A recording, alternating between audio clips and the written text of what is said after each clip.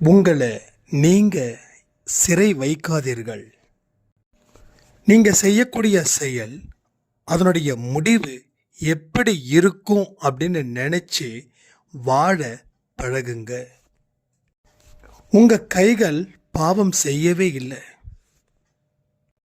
உங்களை நீங்கள் மதிப்பில்லாத மனிதனாக நினைத்ததால உலகம் உங்களை தள்ளி வைக்கக்கூடிய அவல நிலை ஏற்பட்டுள்ளது.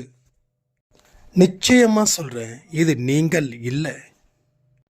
இப்போவும் இந்த உலகத்துக்கு புரிய வைக்கக்கூடிய ஒரு கட்டாயத்தில் நீங்கள் இருக்கீங்கன்றதை நம்புங்க. கடவுள் பெரிய வாய்ப்பை உங்களுக்கு வழங்கியும் அதை பயன்படுத்திக்காம இருந்தீங்கன்னா பின் நாட்கள் உங்களுக்கு வருத்தப்படக்கூடிய நாட்களாக மாறும்.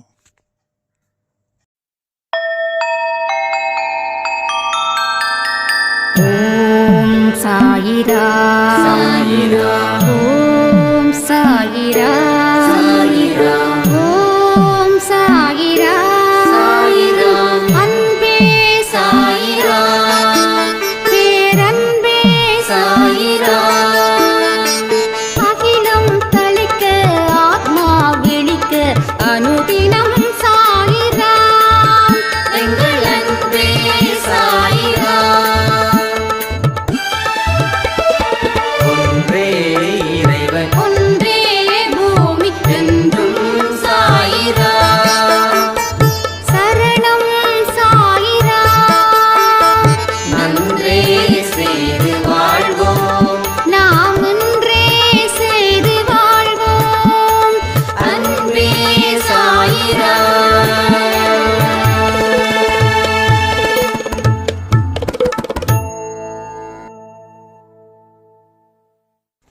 சாயிரா. என் உயிரின் உயிரானவர்களே, ஒவ்வொரு மனுஷனுக்கும் ஒரு தேடுதல். உங்கள் ஃபேமிலியில் மொத்தம் 2 பேரோ 3 பேரோ 6 பேரோ, ஆனால் எல்லாருக்கும் ஒரே மாதிரி தேடுதல் இருக்குதா அப்படின்னு கேட்டால் நிச்சயமாக இருக்காது. கடவுள் சொல்லக்கூடிய வாழ்க்கை முறை என்ன, வாழ்க்கையோட தத்துவம் என்ன, யதார்த்தம் என்ன, நாம் ஒரு செயலை செய்யும்போது அதனுடைய வெற்றி தோல்வி எதனால் ஏற்படுகிறது. நிம்மதியை தேடி போனால் நிம்மதி இல்லாத வாழ்க்கையும், வெற்றியை தேடி போனால் தோல்வியே நமக்கு நிரந்தரமாக கிடைக்கக்கூடிய வாழ்க்கையும் ஏன் கிடைக்குது? இதை எப்படி புரிந்து கொண்டு நம்ம வாழ்க்கையை சந்தோஷமாக வாழலாம் அப்படின்றத பற்றி தான் இந்த பதிவு. அதே போலங்க, நேற்று நைட்டு நாம் 8 மணி பதிவு, ஆக்சுவலாக லேட் ஆகிடுச்சு, 9 மணி கொடுக்க வேண்டியது. அது மட்டும் இல்லாமல் ஒரு சின்ன விஷயம், நேற்று அம்மா பாத்ரூமில் இருந்து குளிச்சுட்டு வெளியில் வரும்போது கீழே விழுந்துட்டாங்க. கீழே விழுந்ததால் அந்த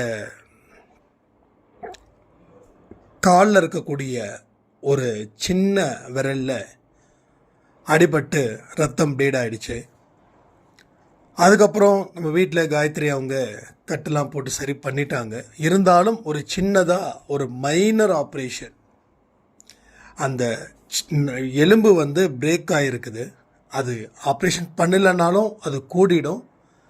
பட் ஆப்ரேஷன் பண்ணுறது இஸ் ரெக்கமெண்டட் அப்படின்னு சொல்லி ஹாஸ்பிட்டலில் டாக்டர் சொல்லியிருக்காங்க. ஸோ அம்மா சீக்கிரமாக சரியாகணும் அப்படின்னு சொல்லி நீங்கள் கொஞ்சம் பிரார்த்தனை பண்ணிக்கோங்க. ஏன்னா நம்ம அன்பேசாய் குடும்பத்தில் எது நடந்தாலும் நான் ஓப்பனாக ஃப்ராங்காக எல்லார்கிட்ட சொல்லிவிடுவேன். ஸோ பயப்படுற மாதிரி ஒன்றுமே கிடையாது. சும்மா அது சர்ஜரியே இல்லைங்க, ஜஸ்ட்டு ஸ்டிச்சிங் போகிறதுக்கு பதிலாக அதற்கு ஒரு சின்னதாக ஒரு ஒயர் மாதிரி வைப்போம், அவ்வளோதான் அப்படின்னாங்க. ரொம்ப ரொம்ப ரொம்ப ரொம்ப மைனர், அவ்வளோதான், வேறு ஒன்றும் இல்லை. அதனால் நேற்று நைட்டு தான் ஹாஸ்பிட்டல்லாம் போயிட்டு, அதனால தான் லேட் ஆகிடுச்சு. 9 மணி ஆடியோ கொடுக்க வேண்டியது. ஸோ இன்றைக்கி வந்து ஆப்ரேஷன் சொல்லியிருக்காங்க. இப்போ நான் ஆடியோ கொடுக்குற நேரம் வந்து 7:45. ஸோ டாக்டர் வந்து கன்ஃபார்ம் பண்ணி ஆப்ரேஷனுக்கு இன்றைக்கி ஆஃப்டர்நூனுக்குள்ளே ஒரு 30 மினிட்ஸில் தான் ஆப்ரேஷன், சீக்கிரம் முடிஞ்சிடும், நாளைக்கு டிஸ்சார்ஜ் ஆகிடலாம் அப்படின்னு சொல்லியிருக்காங்க. ஸோ அதனால் ப்ரே பண்ணிக்கோங்க. இன்னொரு விஷயம், நம்ம விஷயத்துக்கு வருவோம். நேற்று இரவு கொடுத்த 8 மணி பதிவு எத்தனை பேர் கேட்டீங்கன்னு கொஞ்சம் கமெண்ட் பண்ணுங்கள். ஏன்னா எனக்கு அந்த ஆடியோ கொடுக்கும்போதே எனக்கு தோணுச்சு, இந்த பதிவு எல்லாராலையும் கேட்க முடியாது. ஏன் கேட்க முடியாதுன்னா, அது ரொம்ப ஸ்பெசிஃபிக்கான ஒரு ஆடியோ. அதாவது இன்பத்தையும் துன்பத்தையும் கடந்த நிலையில் சாயப்பாவோட அன்பு ஒன்றே ஒன்று போதும் என்னோட வாழ்க்கையை மாற்றுவதற்கு அப்படின்னு நினைக்கிறாங்க இல்லையா, அவங்களுக்கு தான் அந்த பதிவு கண்ணில் படும். அவங்க தான் அந்த முழு பதிவையும் கேட்கவும் முடியும். அதனால தான் நான் வந்து அந்த ஆடியோவை கொடுக்கவே கடவுள் எனக்கு அந்த மாதிரியான விஷயத்தை உணர்த்தினாங்க. அதே போல் இந்த 4 மணி பதிவு விடிய காலையில் வெற்றி நிச்சயம் சாயின் சத்தியம், இதை நீங்கள் கேட்டீங்க அப்படின்னா அதில் எவ்வளவு பெரிய ஆசீர்வதிக்கப்பட்ட செய்திகள் உங்களுக்கு கிடைக்குதுன்றதை பாருங்கள். புனிதமான எந்த ஒரு விஷயமும் உங்களுக்கு எளிமையான வழியில் கிடைக்கும். ஏன்னா இந்த மாதிரி ஒரு ஆசீர்வதிக்கப்பட்ட செய்திகள், தேவி பிரியா சாய்ராம் நினைக்கிறேன், அவங்க கமெண்ட் பண்ணது ரொம்ப சந்தோஷமாக இருந்தது. ஒரு பவர்ஃபுல் வேர்டு, ஒரு ஜீசஸோட மெசேஜஸை அது வந்து நம்ம சாயப்பா மூலமாக அதை பெறும்போது அது அளவில்லாத நம்பிக்கையும் அளவில்லாத மகிழ்ச்சியையும் எனக்கு தருதுன்ற மாதிரி கமெண்ட் பண்ணியிருந்தாங்க.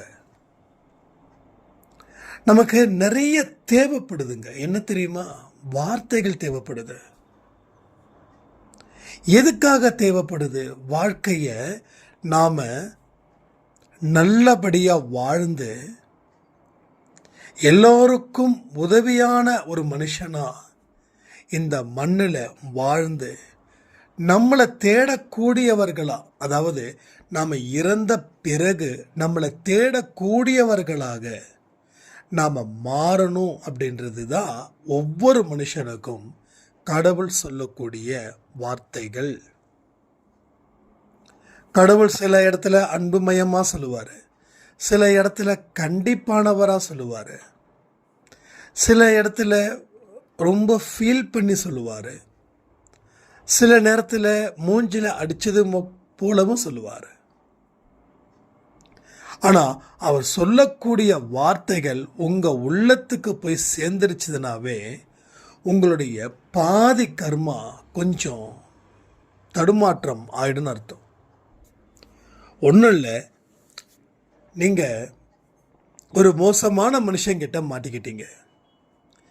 அவன் உங்களை மேலும் மேலும் சித்திரவதை, மேலும் மேலும் உங்களை கொடுமைப்படுத்துகிறவனா, மேலும் மேலும் உங்களை அடிமைப்படுத்துகிறவனா இருக்கிறான். அப்போ ஏதோ ஒரு நல்லவன் உங்களை காப்பாற்றணும்னு நினைக்கும் போது உங்களை அடிமைப்படுத்தினானே, அவன் கொஞ்சம் பயப்படுவானா பயப்பட மாட்டானா? ஏன்னா உங்களை அடிமைப்படுத்தினவனை விட உங்களை காப்பாற்ற வந்தவன் இருக்கான் பாருங்க, அவன் இவனை விட 1000 மடங்கு 1,00,000 மடங்கு பலம் வாய்ந்தவன். அப்போ கடவுளோட வார்த்தைகள் தான் நம்மளை ஆட்டி படைக்கிற கர்மாவுக்கு ஒரு எதிராக நின்று செயல்படுது. என்கிட்ட நிறைய கேள்விகள் என்னன்னா, நான் ஆடியோ கேட்கணும்னு நினைக்கிறேன், ஆனால் கேட்க முடியல, என்னால் எதுவுமே செய்ய முடியல. அதாவது நல்ல விஷயங்கள் என்னால் எதுவுமே செய்ய முடியல. ஒரு 10 நிமிஷமாவது சாயப்பா கிட்ட என்னோட பிரச்சனைகளை சொல்லி அழுவணும்னு நினைக்கிறேன், அதுவும் முடியல. அன்பே சாய் ஆடியோவை கேட்கணும்னு நினைக்கிறேன், அதுவும் முடியல. அவருடைய கோவிலுக்கு போகணும்னு நினைக்கிறேன், அதுவும் முடியல. இதெல்லாம் எதனால் இப்படி நடக்குதுன்னு எனக்கு ஒன்றும் புரியல அப்படின்னு. ஒன்றே ஒன்று தான், நீங்கள் பலகீனமாக இருக்கீங்க. உங்களை அடிமைப்படுத்துகிறவன்கள் தான் உங்களை எதுவுமே செய்யாத அளவில் அவன் உங்களை வச்சிருக்கான். அப்போ அவனை நீங்கள் அடிமைப்படுத்தணும் அப்படின்னா, நீங்கள் யாருடைய பலம் சேர்ந்தா அது நடக்குமோ அவங்க கூட நீங்கள் பலம் சேர்றதுல என்ன தப்பு? அப்போ உங்கள் வாழ்க்கையில் எல்லாத்தையும் தொலைச்சிட்டதாகவே இருக்கட்டும், ஆனால் நீங்கள் இன்னும் தொலையல. உங்களை சுற்றி இருக்கிற ஏதோ ஒன்று தொலைஞ்சிருச்சு, ஆனால் நீங்கள் தொலையல. நீங்கள் தொலையாத வரைக்கும் கடவுள் உங்களுக்கு வாய்ப்புகளை தராரு. நான் இன்னைக்கு உயிரோடு இருக்கேன்னா எனக்கு வாய்ப்பு. எதுக்கு வாய்ப்பு? சாப்பிட்றதுக்கும் தூங்குறதுக்குமா? இல்லை, நல்லது செய்து உன்னுடைய பாவத்தை நீ போக்கு. அதுதான், வேற ஒன்றுமே இல்லை. நீ தினமும் ஒவ்வொரு வேளை நல்லா சுட சுட சாப்பிடணும், நல்லா தூங்கணும். இந்த வாழ்க்கையில் இந்த உலகம் கொடுக்கக்கூடிய இன்பத்திலேயே உன் வாழ்க்கை கழிக்கணும், அப்படி இல்லை, அந்த வாய்ப்பு இல்லை. ஸோ அதை நம்ம வாய்ப்பாக நினச்சி நாம் அதை முயற்சி பண்ணும்போது அது நமக்கு கிடைக்கலன்னும் போது நமக்குள்ளே ஏகப்பட்ட மன வருத்தம், மன அழுத்தம்.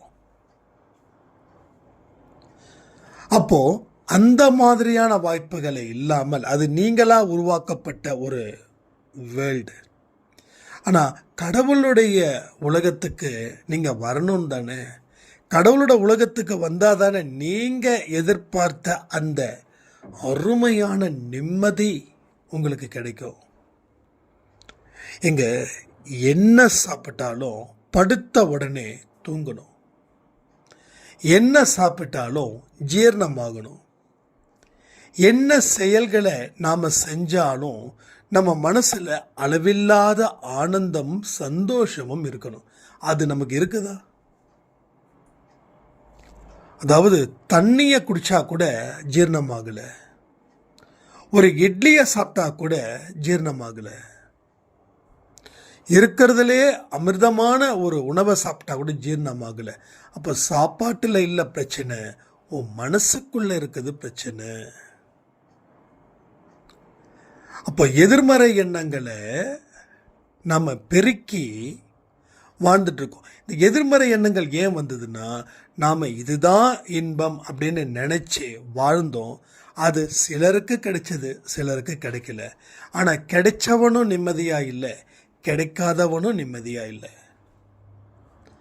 காரில் போனால் சொர்க்கம்னு நினைக்கிறவன் அந்த காரு வாங்கினதுக்கப்புறம் கடனை கட்ட முடியாமல், காரை விற்கவும் முடியாமல், நடந்து போகவும் இல்லாமல், அவன் ஸ்டேட்டஸை மெயின்டைன் பண்ணணுன்றதுக்காகவே சாப்பிடாம இஎம்ஐயை கட்டிகிட்டு இருக்கான். இது நிறைய நடக்குது வாழ்க்கையில். அப்போ சும்மா நடந்து போகிறவன் கார் வாங்கலையேன்னு சொல்லி அவனும் ஒரு ஏக்கத்திலே இருக்கான். அப்போது இருக்கிறவனும் நிம்மதியாக இல்லை, இல்லாதவனும் நிம்மதியாக இல்லை. அப்போ மனசு ஒரு கயித்தை பாம்பாக நினைக்குது, ஆனால் அது வெறும் கயிறு. உண்மை தெரிஞ்சதுக்கப்புறம் சரி இது கயிறுன்னு சொல்லி தூக்கி போட்டுடுறாங்க. ஆனால் அதே பாம்பாக இருந்தால் அலறி அடிச்சுட்டு ஓடுறான். ஸோ இதுதான் மாயை. கயிறு தான் அது உண்மையான விஷயமே.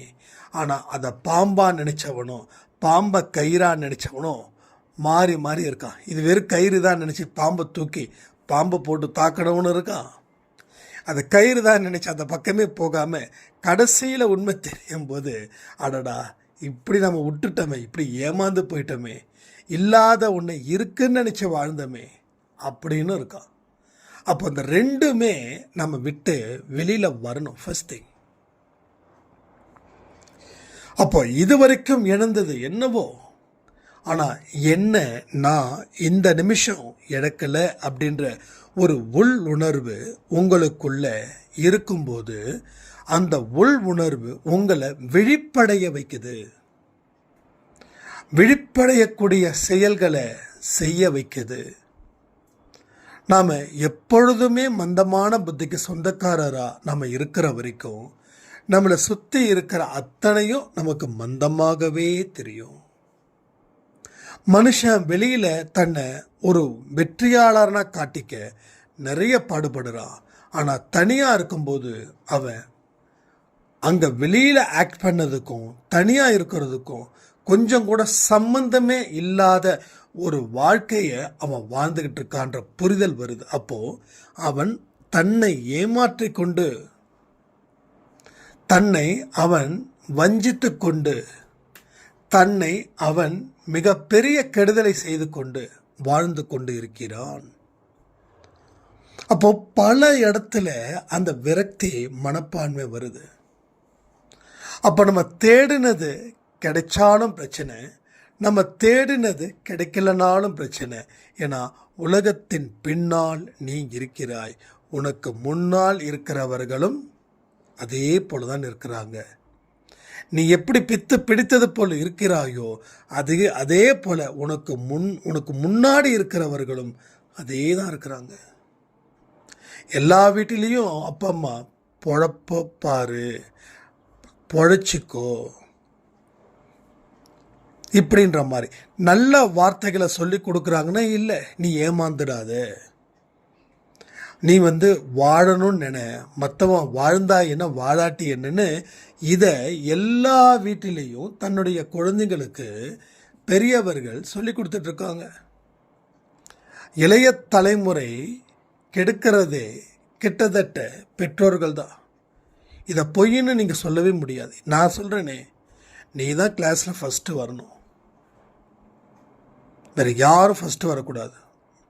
ஒருவேளை ஃபஸ்ட்டு யாராவது வந்துட்டாங்க, வேறு யாராவது வந்துட்டாங்கன்னா அந்த குழந்தைய இந்த குழந்தை எதிரியாகவே நினைக்குது. அப்போ பெற்றோர்கள் காரணமாக இருக்காங்களா இல்லையா? படிக்க வைக்கிறது பெற்றோர்கள் கடமை, நல்லா படிக்கணும்னு சொல்கிறதும் பெற்றோர்கள் கடமை. ஆனால் அந்த குழந்தைய தாண்டி நீ படிக்கணும்.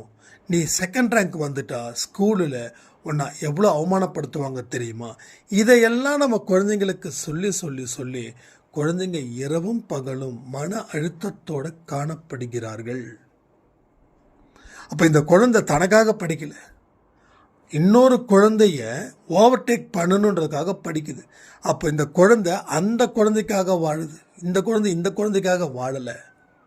அதே போல் பெற்றோர்களும் அடுத்தவங்களுக்காக தான் வாழ்ந்துட்டுருக்கோம். என் அண்ணன் பையன் இங்கே படிக்க வச்சான், என் தம்பி பையன் இப்படி படிக்க வச்சான், நான் அவங்கள தாண்டி படிக்க வைக்கணும்.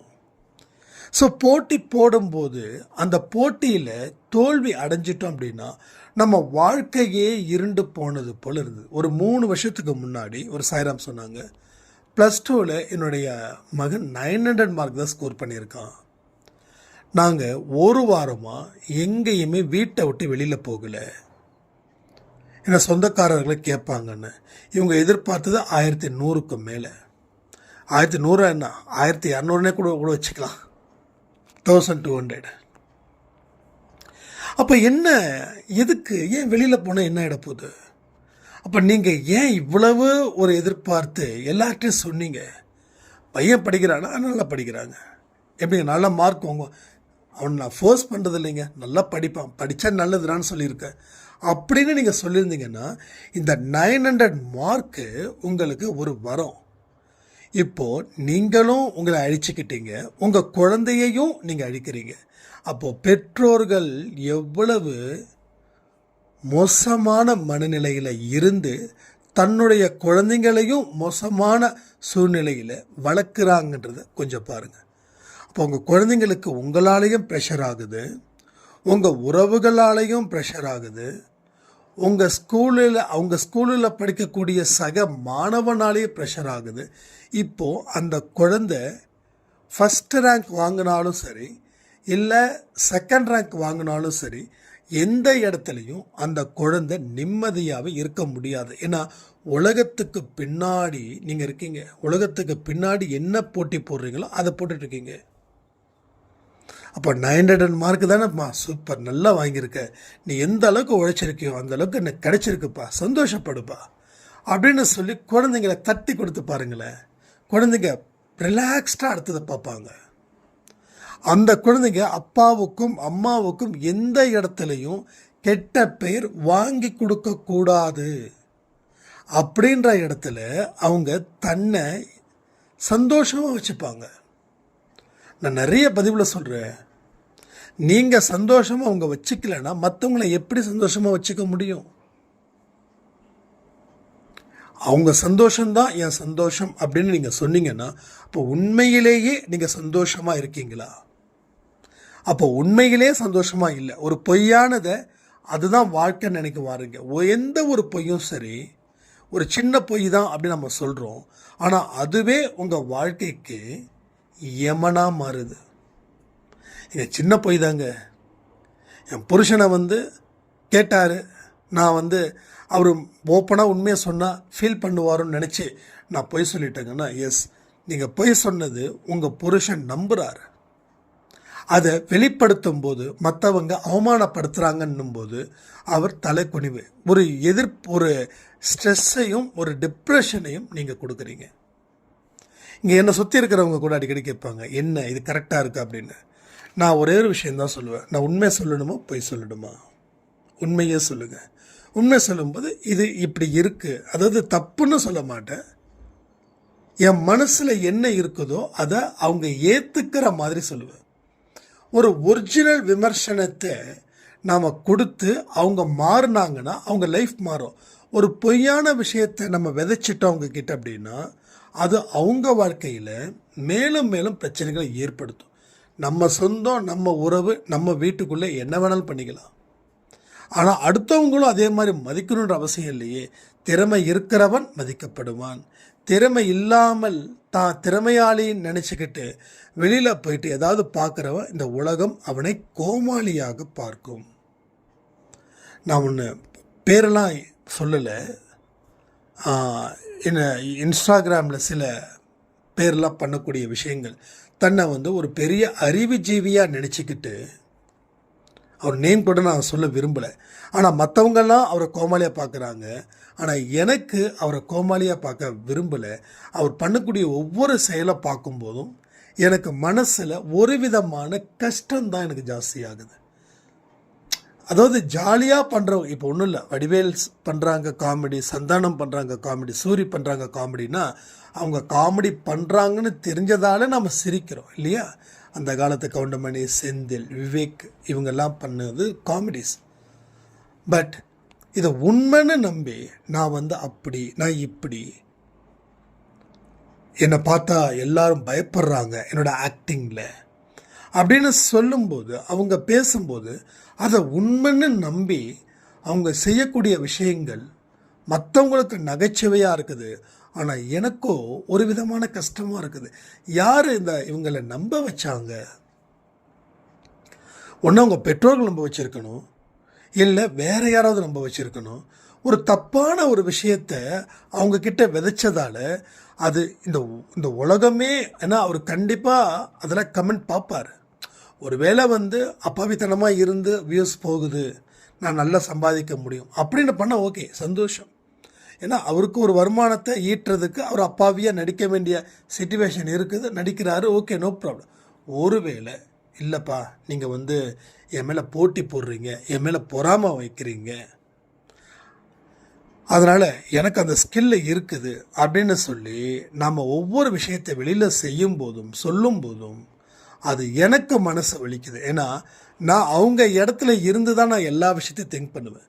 ஒரு சாதனையாளர் அப்படின்னா நான் அவங்க இடத்துல இருந்து பார்ப்பேன், ஒரு சாதாரண மனுஷன் அப்படின்னா அவங்க இடத்துல இருந்து பார்ப்பேன், கை கால் இல்லாமல் இருக்கிறாங்கன்னா அவங்க இடத்துல இருந்து பார்ப்பேன்.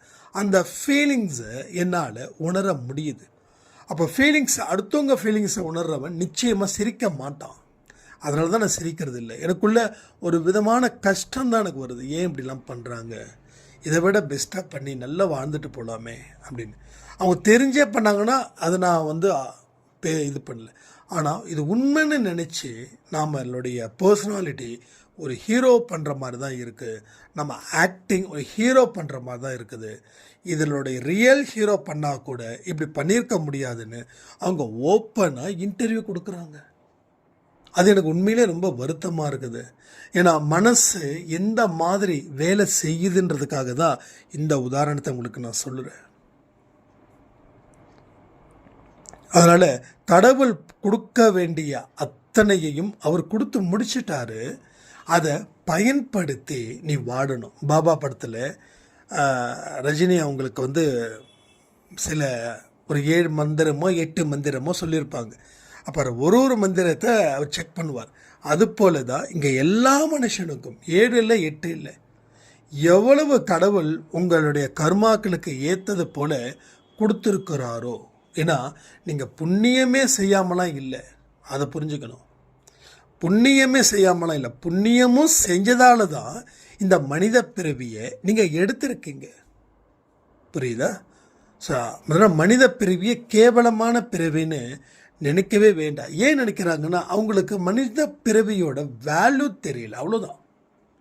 அவங்க வேல்யூ பண்ணலை. ஒன்றும் இல்லை, சென்னையில் ரிஜிஸ்ட்ரேட்டு அப்போ அப்படியே வெளியே போகிறோம். இது எப்பயோ நடந்தது. அப்போ போயிட்டுருக்கோம், ஃபுல்லாக எலக்ட்ரானிக் டிவைசஸ்ஸு ஒரு இடத்துல குவிச்சு வச்சுருக்காங்க, கம்ப்யூட்டர் சம்மந்தப்பட்ட ஆக்சசரிஸ் அது இதுன்னு சொல்லி. அப்போ இதெல்லாம் என்ன ரேட்டுங்கன்னா எல்லாமே இடதாங்க, கிலோ 100 ரூபா அப்படின்னாங்க. அந்த 100 ரூபாய்க்கு வாங்கணும். அதில் பார்த்தீங்கன்னா வேலை செய்கிறதும் இருக்குது. அந்த வேலை செய்யக்கூடிய பொருள் ஒரு 5 பொருள் நம்ம வாங்குகிறோம் அப்படின்னா 5ல் ஒரு பொருள் வேலை செய்யும். ஆனால் அந்த 5 பொருள் 100 ரூபாய்க்கு நம்ம வாங்குகிறோம். 4 பொருள் வேலை செய்யாது, ஒரு பொருள் வேலை செய்யும். ஆனால் அந்த ஒரு பொருளோட மதிப்பு எவ்வளோ தெரியுமா? 4500 ரூபா. அப்போ விற்கிறவங்களுக்கு தெரியல அதனுடைய வேல்யூ என்னென்னு, வாங்குறவங்களுக்கு தெரியுது அதனுடைய வேல்யூ என்னென்னு. விற்கிறவங்களுக்கு தெரியாது, அதனால தான் அவங்க விற்கிறாங்க. எல்லாரும் சகலகலா வல்லவனாக மாறிட முடியாது இல்லையா? அதே போல தான் மனுஷ பிறவியோட வேல்யூ எனக்கு தெரிஞ்சதால் நான் மனித பிறவியை மிகப்பெரிய பிறவியாக நினைக்கிறேன். தேவர்கள் கூட மனித பிறவி கிடைக்கலன்னு சொல்லி பொறாமைப்படுறாங்கன்னு சச்சரித்திரம் புக்கில் இருக்குது. ஏன்னா தேவர்கள் ஏன் பொறாமைப்படுறாங்கன்னா மனித பிறவியை முடிஞ்சதுக்கப்புறம் பிறவியே கிடையாது அப்படின்னு அவங்க பொறாமைப்படுறாங்கன்னு. இப்போ தேவர்களே மனித பிறவினா யார்? நம்ம தானே. நம்ம ஆடா மாடா கோழியா? நம்மளும் மனிதர் தானே. நம்ம பிறவியை பார்த்து நம்ம கை வணங்கக்கூடிய தேவர்கள் பொறாமைப்படுறாங்கன்னா ஏன் இந்த பிறவியை நம்ம வேல்யூ இல்லாமல் நினைக்கிறோம்? என்னைக்கு நீ மதிப்பானவன்றத நீ முழுவதுமாக மனப்பூர்வமாக உணர்ந்து கொள்கிறாயோ அன்னைக்கு தான் நீ செய்யக்கூடிய ஒவ்வொரு செயலும் மகத்தான செயலாக மாறும். எந்த செயல்? எல்லா செயலும். ஸோ நாட்டில் நிறைய விஷயங்கள் ஒவ்வொரு மனுஷனும் செய்யக்கூடியது ரொம்ப கவலைக்குரியதாக இருக்குதுங்க. நிறைய விஷயங்கள் நான் அரசியல் பேசக்கூடாதுன்னு நினைக்கிறேன், அதனால் நிறைய விஷயங்களை பேச முடியல. ஆனால் அரசியல் இல்லாத வாழ்க்கையும் இல்லை. ஸோ இன்றைக்கி இருக்கக்கூடிய அந்த குதிரை பேரம் சொல்கிறாங்களே, இதெல்லாம் உண்மையாகவே நடக்குது. ஒருத்தவங்களை அழிக்கணும் அப்படின்னா ஏன் இந்த மாதிரி வேலை செய்கிறாங்கன்னு தெரியல. உண்மையிலே ரொம்ப மன வருத்தம் ஜாஸ்தியாக தான் இங்கே இருக்குது. ஸோ ஒரு மிகப்பெரிய மோசமான இடத்துல இருந்து தான் ஒரு புதுசு நல்லபடியாக ஆரம்பமாகும். நம்ம அதுக்கு ஒரு விடிவு காலமாக சில விஷயத்தை எதிர்பார்த்தோம். ஆனால் இந்த உலகம் மாறாது, நாம் மாறணும். நாம சக்தி உள்ள மனிதனாக உருவாக வேண்டும். ஏன்னா இங்கே போலி மனிதர்கள் நிறையவே இருக்காங்க. இப்போ போலி மனிதர்கள் நிறைய இருக்கிறதால நாமளும் போலியானவர்களாக மாறிட வேண்டாமே. நாம் அந்த இடத்துல இருந்து விலகி நின்னாதான் நம்மளை மதிப்புமிக்க மனிதனா கடவுள் நம்மளை உருவாக்குவார். ஸோ அதன்படி நம்ம வாழ்க்கையை வாழ்ந்து சாதிச்சு ஒரு செம்மையான அற்புதமான அழகான ஒரு வாழ்க்கையை வாழலான்னு சொல்லி இந்த பதிவை நான் முடிக்கிறேன். ஜெய் சாய்ராம்.